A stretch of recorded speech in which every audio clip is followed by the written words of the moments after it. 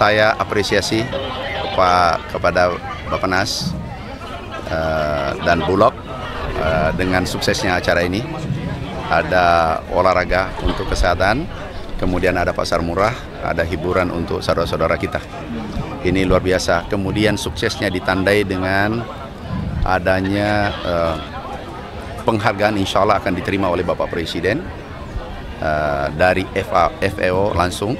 Itu kita mendapatkan penghargaan ketahanan pangan terbaik, salah satu terbaik di dunia.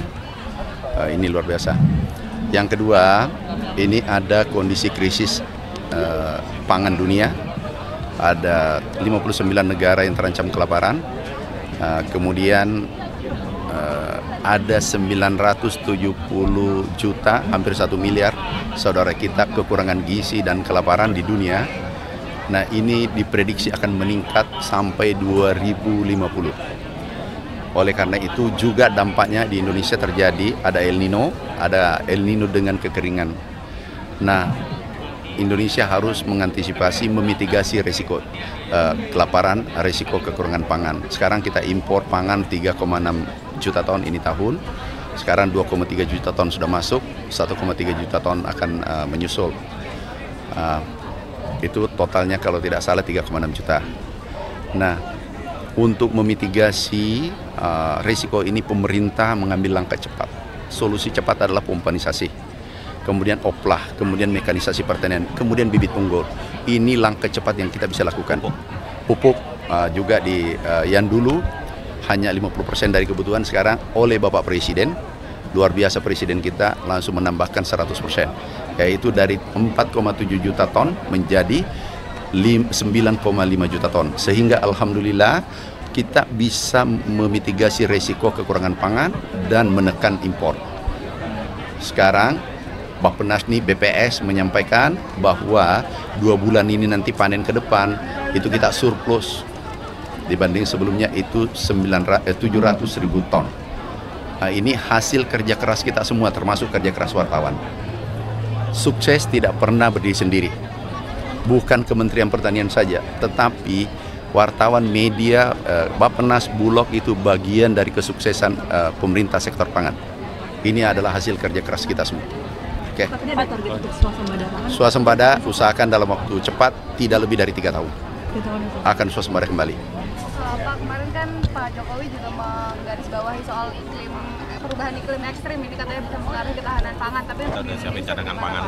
Bagaimana? Ketahanan pangan di Indonesia karena ada iklim ekstrim ini. Iya, oleh karena itu kita melakukan pompanisasi. Ini pertama dalam sejarah Indonesia, kami siapkan pompa 63.000. Total rencana kita 75.000 unit seluruh Indonesia. Apa tujuannya? Adalah memompa air-air yang tidak pernah kering pada saat musim kemarau. Sungai-sungai yang tidak pernah kering.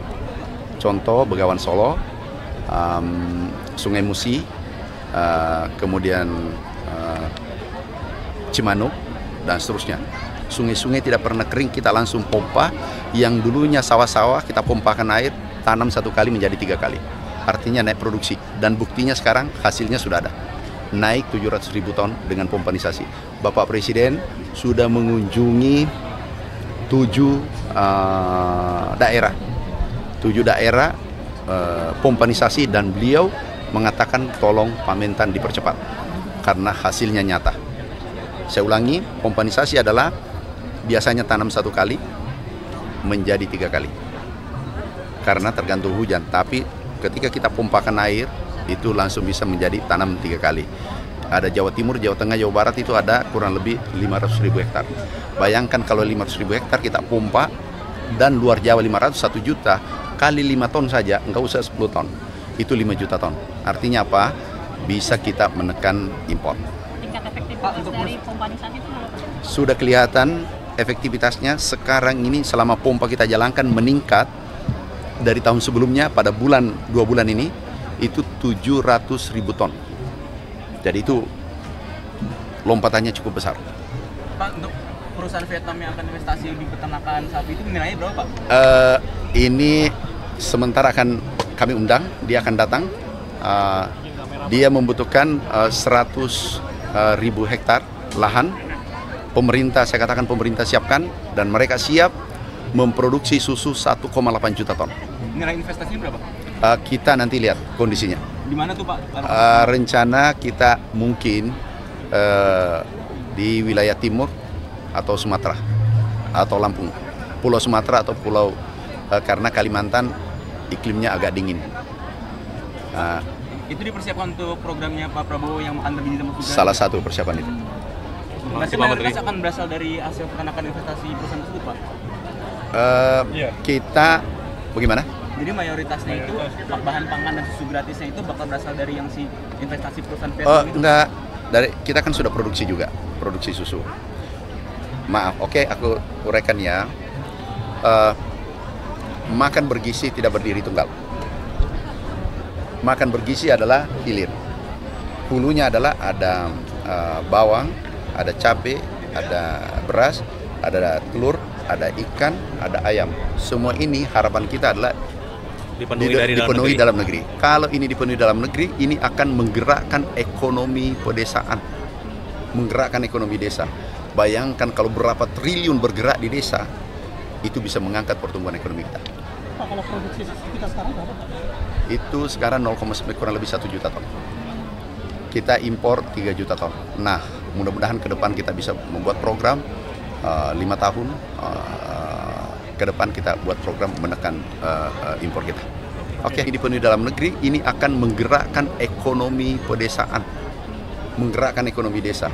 Bayangkan kalau berapa triliun bergerak di desa, itu bisa mengangkat pertumbuhan ekonomi kita. Pak, kalau produksi kita sekarang berapa Pak? Itu sekarang 0,9 kurang lebih 1 juta ton.